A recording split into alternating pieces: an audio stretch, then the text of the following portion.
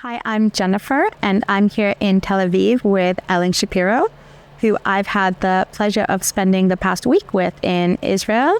Ellen, please tell me what your full title is within the Ministry of Tourism. It's a bit of a mouthful. I am the Director of Public Relations for North America for the Israel Ministry of Tourism. And I have really been very privileged to be here. I have to tell you, I was a bit nervous coming because of the war. And me personally, I've felt both safe. I mean, also I was with a guide, I was with a group. But I also felt that this was a very special time to be here. It was my first time in Israel. And I'd like to ask, if you don't mind, in the past 6 months since the attack, what has been going on with tourism? How have people within the business been surviving? So it has been very difficult, and that's not surprising. And it is, to me, quite heartbreaking, and it is for a lot of people within the industry. There have been some extremely remarkable things that have happened as a result of October 7th, the attacks and the aftermath. And that has been the banding together of the community and the unity within the community. And do you have specific examples? I'd be happy to share those. A number of hotel properties started taking in the domestic refugees. So the people who were evacuated from the communities along the Gaza border that were attacked, all of those small townships, and many of them are kibbutzim, which are sort of small communal towns. People had to evacuate those communities.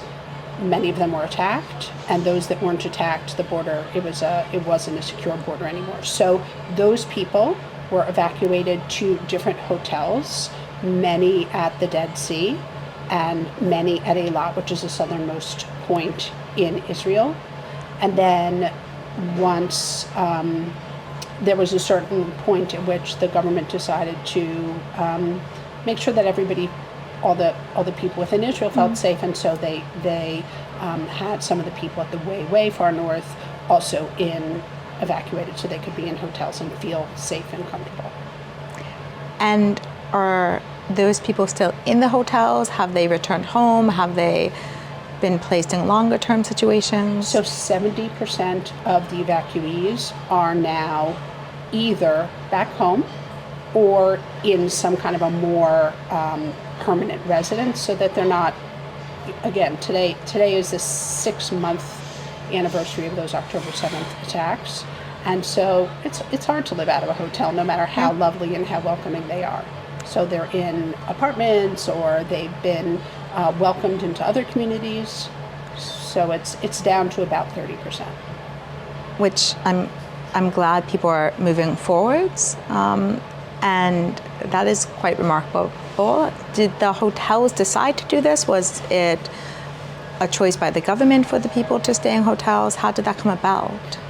So the government certainly has been supporting financially with the hotels that have taken in these domestic refugees, is how I refer to them. They're evacuees, however you want to call them.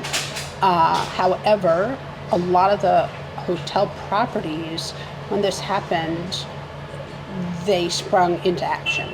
The hotel groups, different individual hotel properties, some of the hotel groups, they sprung into action, and they said, what can we do to help? How can we welcome these people? How can we help them to recover? And now, how are these hotels beginning to recover? And not just the hotels, but the restaurants, the many people affected by tourism. Are tourists coming back to Israel? So, not surprisingly, it's a slow recovery. I understand that people from abroad have concerns. I completely understand that.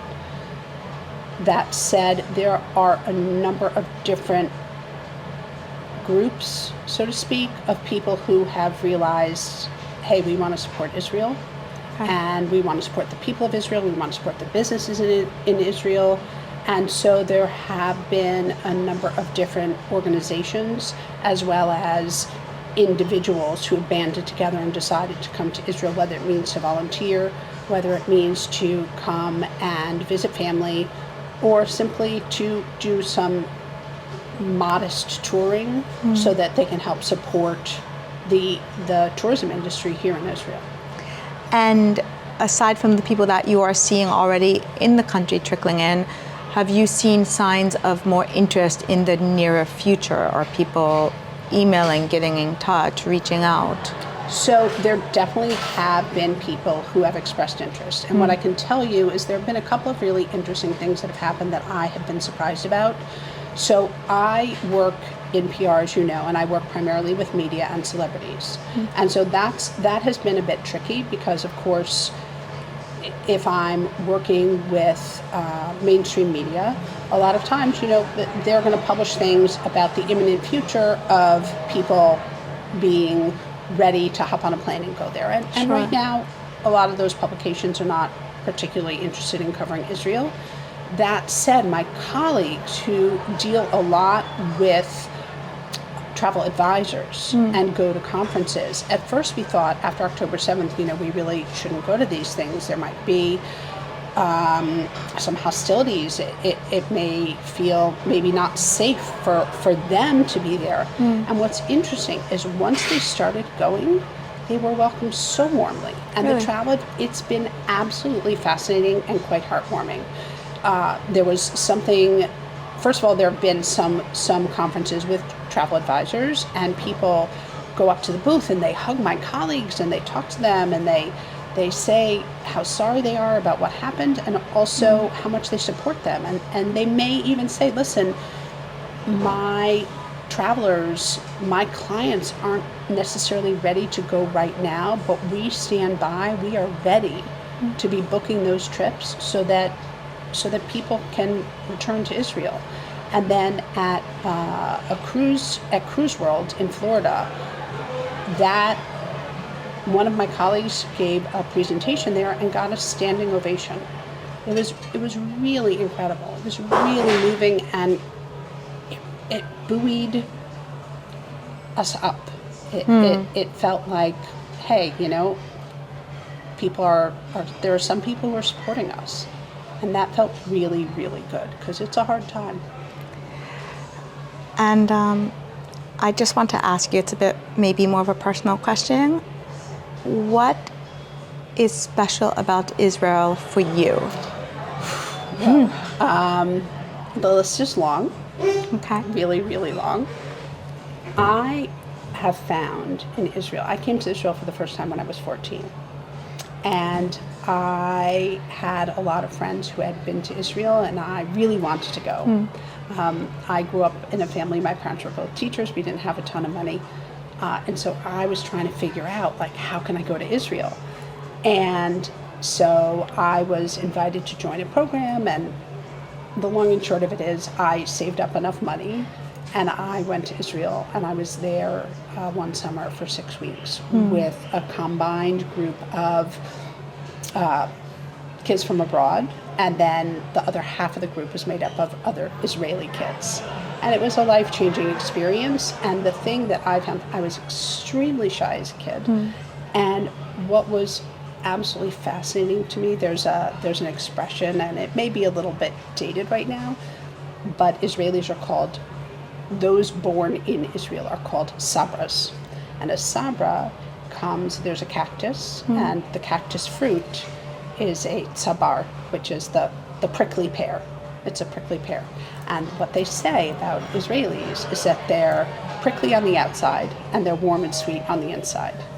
And I found that to be incredibly true, that once you kind of break through that tough shell, you're family forever. And so it's an incredible experience. I mean, I don't know how you felt in dealing with our guide, Mika, but she's not so prickly. She's warm and wonderful. But you really feel like you're part of the family. Yeah. And there's something about that that's just it just makes you really feel welcome. Thank you very much for speaking with me and for making me feel part of a family for the past week. It really has meant a lot to me. It has been my absolute pleasure. I am Jennifer Lutz, and this is Insider Travel Report.